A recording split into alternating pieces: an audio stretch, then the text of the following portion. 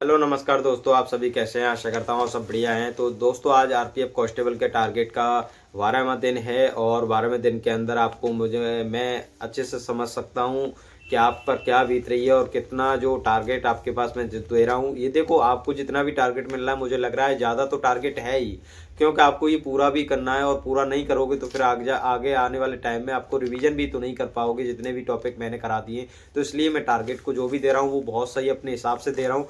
आप इस टारगेट को फॉलो करते रहोगे तो आपका एग्जाम में जो क्वेश्चन गलत होते हैं बार बार, वो क्वेश्चन नहीं गलत होंगे, क्योंकि रिवीजन नहीं हो पाता आपका। और मैं रिवीजन के हिसाब से ही आपको टारगेट दे रहा हूँ कि आपका रिवीजन भी होता रहे और मैं आगे आने वाले टाइम में आपका रिवीजन खुद भी करा दूँ। ठीक है।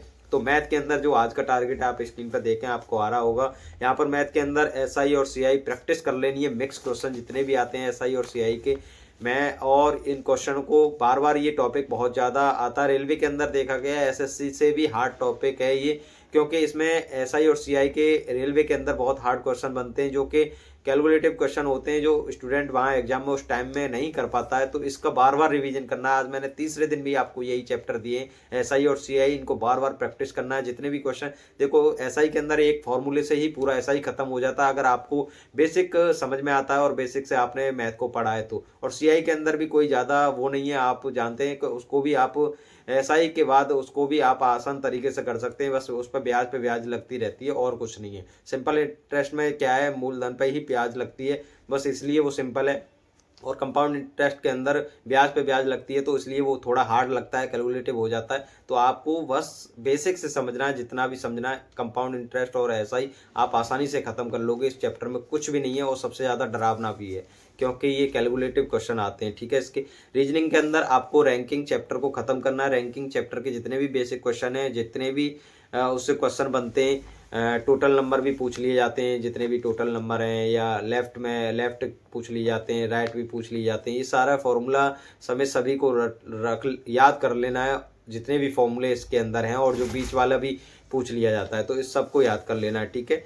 और जीके के अंदर, हिस्ट्री के अंदर आपको आज पढ़ना है भारत का स्वतंत्रता संग्राम, दोबारा इसको रिवीजन करना है अच्छे से। और जियोग्राफी के अंदर भारत की नदियाँ आज फिर रिवीजन करना है। जितनी भी आपको कल छूट गई हों उनको पूरा कंप्लीट कर लेना है। आज ये सब चीज़ें टॉपिक ख़त्म कर देने हैं, क्योंकि मैं आज इन टॉपिकों को दोबारा दे रहा हूँ। और पॉलिटी के अंदर संघीय कार्यपालिका, इसमें कंप्लीट कर देना है। आज इसको आर्टिकल 70 से लेकर 81 तक भी करने हैं आपको, और आर्टिकल पीछे से रिवीजन लगातार करते हैं। करंट अफेयर के अंदर नवंबर माह की करंट अफेयर को आपको पढ़ लेना है, और नवंबर माह की करंट अफेयर को आपको खत्म कर देना है। आज स्टैटिक पार्ट नहीं दूंगा, क्योंकि स्टैटिक पार्ट ज़्यादा हो जाता है आपके पास, तो स्टैटिक पार्ट को हम बाद में भी कवर करा देंगे।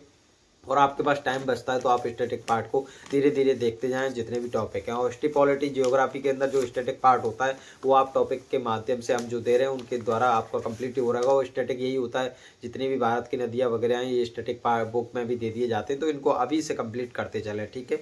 और आपको बस ये टारगेट कंप्लीट कर लेना है। आज का यही टारगेट है आपको, और इस टारगेट को आप लगातार कंप्लीट करते चलें। आपका स्कोर जितना भी कम हो रहा है वो धीरे धीरे बढ़ जाएगा। और सभी स्टूडेंटों को बता दूं, जितने भी हैं, वो एक सेक्शनल मॉक टेस्ट जरूर लगाएं, रीजनिंग और उसका मैथ का, जिससे कि आपको जो टाइमिंग में दिक्कत होती है वो वहाँ पर ना हो। क्योंकि जीके के अंदर तो आप आता है तो क्वेश्चन टिक मार के निकल भी जाओगे, उस पर भी टाइम ज़्यादा खत्म नहीं होगा।